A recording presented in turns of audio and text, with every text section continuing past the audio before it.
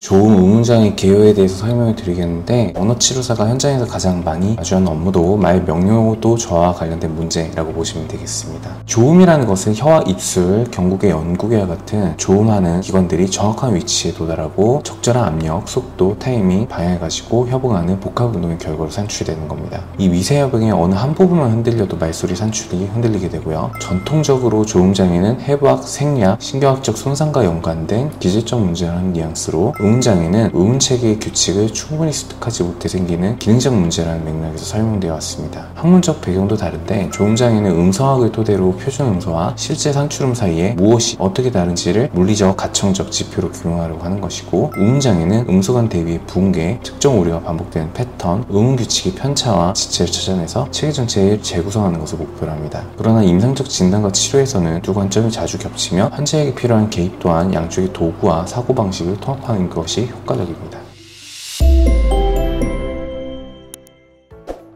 분류의 관점에서 보면 말소리의 오류를 조음장애로만 보던 시대에서 벗어나서 의문체계의 붕괴와 규칙학습의 지체를 함께 확인하는 관점이 현재 자리 잡혀 있고요. 임상에서는 조음적 오류와 의문적 오류가 한 아동 안에서 겹쳐 나타나는 경우가 많고, 진단 중재의 도구 또한 도축을 아우르는 방식으로 설계됩니다. 그럼에도 불구하고 개념적 구분을 확실히 해두는 일은 치료 방향을 세우는데 여전히 유익하기 때문에 분류해서 분석하게 됩니다. 조음장애는 정상 범위의 언어 능력을 전제로 하지만 특정 소리의 물리적 산출, 즉 혀, 입술, 턱 등의 구강구조의 위치, 움직임에 어려움이 있어서 표준적 소리를 안정적으로 만들지 못하는 상태를 가리키고, 의문장애는 말소리 체계 내부에서 대비를 유지하고 문맥 속에서 적절한 의문 규칙을 적용하는 능력에 손상이 있는 상태를 뜻하게 됩니다. DSM-5의 진단 틀에서 보면 조음, 의문의 어려움은 말소리 장애로 함께 묶이게 되는데, 임상적으로는 말소리 산출의 문제가 지속되어 말 명료도가 떨어지고 구 의사소통이 어려워지는 양상이 핵심이라고 보면 되겠고, 이로 인해서 실제로 학업, 직업, 사회적 참여에 불편이 발생하게 됩니다. 발현 시기는 언어 습득 초기, 즉 발달기여야 하고, 내성마비, 구개열, 청력손실, 외상성 뇌성산처럼 명백한 다른 문제로 충분히 설명되지 않는 경우에 진단이 내릴 수 있습니다. 반대로 구개열, 청각손실, 신경학적 질환으로 인한 말소리 문제는 기질적 조음 의문장애로 분류해 원인 치료 재활을 함께 계획합니다. 뚜렷한 원인이 드러나지 않는 경우는 기능적 조음 의문장애로 묶이는데, 여기에서도 구조, 운동, 지각, 규칙학습의 여러 요소를 체계적으로 점검해서 개별화된 목표를 세우는 접근이 중요합니다.